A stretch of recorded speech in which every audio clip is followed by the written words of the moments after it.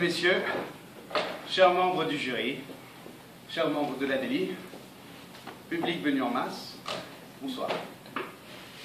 Alors, l'amour grandit par le doute et périt souvent de la certitude. Alors, hier soir, quand on a découvert ce sujet avec mon collègue, on s'est dit, enfin, ça y est, on l'a, notre sujet, avec une contrepétrie à l'intérieur. Alors, on s'est creusé les méninges, et on a trouvé l'amour dandy par le groupe des séries souvent de la perdue. Et là, nous avons été déçus. Alors, on s'est dit qu'on allait aborder ce sujet de manière relativement classique. Allons-y. Donc, définissons les termes de ce sujet. Nous avons comme terme important ici l'amour. L'amour, comme chacun le sait, quand on dit amour, on pense tous à ce petit poisson originaire de la Chine, qui n'est pas venu à pied, mais qui a été importé d'Europe pour curer nos voies d'eau, car il mange les plantes qui s'y trouvent. Dans un sens plus commun, pas plus intéressant, disons, l'amour, c'est aussi donc ce sentiment très intense, d'attachement englobant la tendresse et l'attirance physique. C'est un goût très marqué pour quelque chose. Oui, un goût marqué pour quelque chose. Alors, comme exemple, l'amour des bateaux, l'amour des pierres, des choses comme ça. Comme second terme intéressant, nous avons grandi. Alors là, grandi, c'est le verbe grandir, bien évidemment, et c'est donc devenir grand. Là, il y a quand même des gens, aujourd'hui, à l'heure actuelle, qui sont payés pour faire des définitions. Et je crois que là, on pointe du doigt une escroquerie. Ensuite, nous avons le doute. Le doute, c'est être dans l'incertitude de la réalité ou d'un fait de l'inexactitude d'une déclaration. Ça pose de problème, en principe, à personne. Ensuite, périr, notre terme, et périr souvent de la certitude, périr c'est mourir. Souvent, fréquemment, pas de problème, certitude, conviction, assurance pleine et entière que l'on a de la vérité de quelque chose, bref, pas de difficulté. Donc, après avoir donc défini tous les termes de ce sujet, nous pouvons commencer à prendre un petit peu de recul par rapport à lui et essayer de régler cette fameuse problématique. Qu'est-ce que veut dire l'auteur à travers cette magnifique citation? D'ailleurs, une petite parenthèse, cette citation n'est pas vraiment une citation, puisqu'elle est en fait la synthèse d'une citation bien plus longue de Gustave Le Bon, qui dit d'ailleurs que... j'arrive même plus à trouver. Oui, donc voilà, l'amour criant le doute. Alors, l'amour criant le doute, cependant, il grandit par le doute et périt souvent de la certitude. Voilà, donc là, on a une synthèse un peu brutale peut-être, mais l'esprit est là.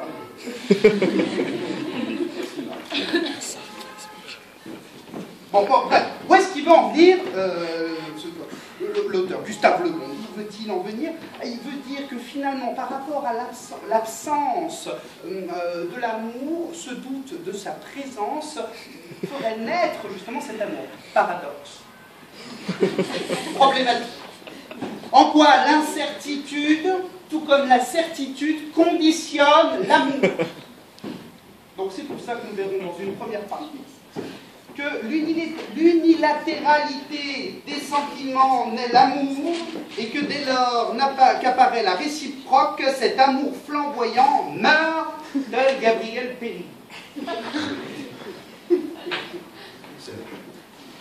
Donc, abordons notre première chose. L'incertitude qui fait naître l'amour provient de l'unilatéralité, décidément, des sentiments. Donc revenons à nos fondamentaux. Parlons un petit peu d'Aristote. Aristote nous disait une chose très intéressante, il nous disait que l'homme est un animal politique. Il ne peut pas, ça a l'air passionnant, il ne peut pas être tout seul. L'homme a besoin de voir, de rencontrer quelqu'un qui puisse lui rendre son propre reflet afin qu'il puisse finalement s'imaginer en tant qu'homme. C'est Aristote.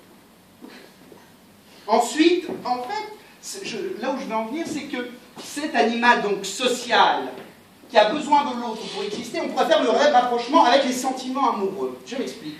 Effectivement, le long de notre évolution, nous avons appris à camoufler nos bas instincts, notamment de reproduction, à travers des choses futiles telles que les sentiments. Et que, justement, c'est son blabla. Prenons un vrai exemple. Je vais vous épargner une scène un petit peu romantique. Nous sommes un vendredi soir. Et nous sommes dans un troquet, il pleut dehors, nous installons pour broyer un peu du noir sur une table, un verre de bière folletté dans une main, en train de repenser à la semaine qui vient de s'écouler. Et devant la porte s'ouvre. Et l'idéal, féminin, masculin, l'idéal apparaît. Là, transporté, commençons à avoir la simple envie que cette personne puisse nous concevoir comme pouvant lui plaire. Phrase assez... on va approfondir. Ainsi, nous avons envie d'avoir un impact sur elle, nous commençons non pas à avoir des sentiments vers elle, mais nous avons envie qu'elle puisse avoir les mêmes sentiments que nous pourrions avoir pour elle. Vous me suivez? Bien. Eh bien, voilà. Alors, et là, nous commençons à nous lever. Alors là, c'est la technique d'approche basique.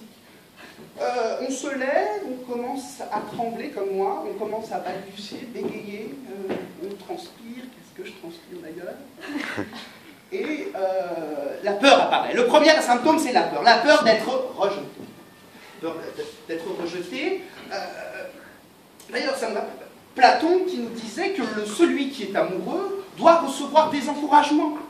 Hein, car s'il arrive à conquérir l'être désiré, c'est une belle victoire. Mais si il prend un rejet, c'est tout.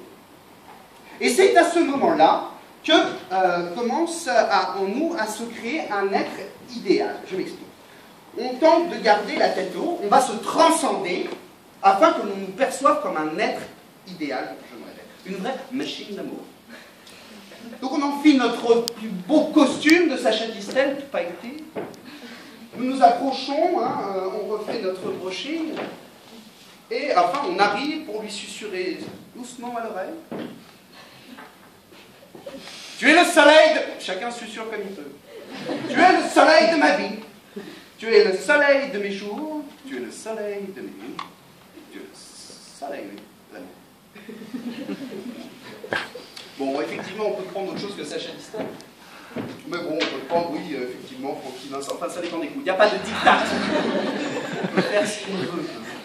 Hein, ce costume sera-t-elle une arme qui me servira à mener cette bataille née de l'incertitude afin que naissent en votre forteresse intérieure les réciprocités des sentiments que j'éprouve à votre endroit? Là.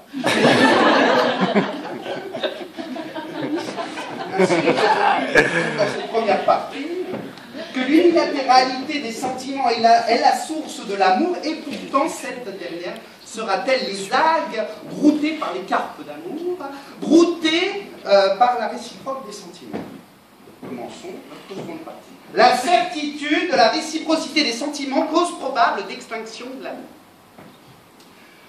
Avant de commencer mon propos, on peut citer éventuellement un Jodassin. Il y a les filles que l'on aime et celles qu'on aurait pu aimer, puis un jour il y a la femme qu'on attendait. Et la femme qu'on attendait, un jour, paf, ça roule là. Tel Don Juan, on est arrivé à bout de toutes les petites résistances qu'elle avait parsemées sur le chemin de l'amour.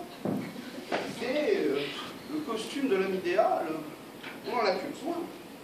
Hein, cet apparat n'a plus besoin de la perfection idéalisée. On commence à être soi-même. Bonne Noël. Et là, c'est le drame. C'est la longue descente aux enfers. Qu'aime l'amour, l'infinité, que craint l'amour des bornes.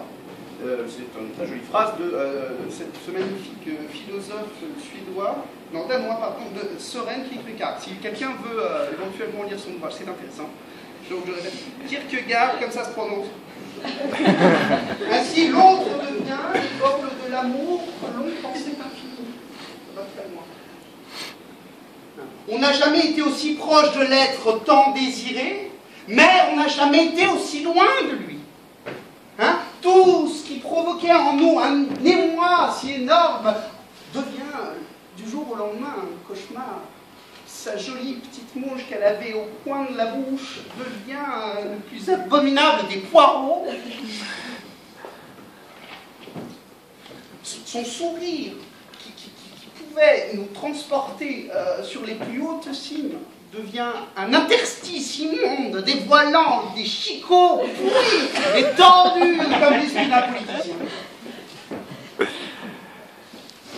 Bon, tout cela nous fait nous éloigner de l'être jadis tant aimé. Non, ce n'est pas un dieu égyptien. Je l'ai mal faite, alors là, je vais quand même la refaire parce que elle était trop... On a trop bossé sur cette vanne. Non, non, je le fais. Hein. Tout cela nous fait nous éloigner... Alors, attentif. Tout cela nous fait nous éloigner de l'être tant aimé jadis. Tant aimé jadis, dieu égyptien. Ça aurait pu marcher. Hein? Alors, on y revient.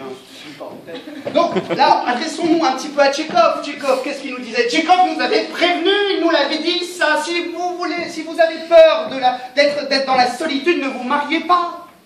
Ou alors, allons dans la lucidité d'Apollinaire, qui nous disait que, peut-être, l'amour s'en va, hein, comme cette eau courante, l'amour s'en va, comme la vie est lente, et comme l'espérance est violente. Bon, bien sûr, Apollinaire, c'est un Apollinaire. Effectivement, l'espérance est violente. Car si nous venons de simplement dépeindre la réalité pour certains, l'amour avec un grand A n'est réel et beau que lorsqu'il est éternel. Et c'est là qu'apparaît la malédiction de l'amour. Ainsi, comme le disait un grand auteur du XVIe, Jean de Sponde, le problème c'est que l'amour aime imparfaitement. Sponde. Jean de Sponde.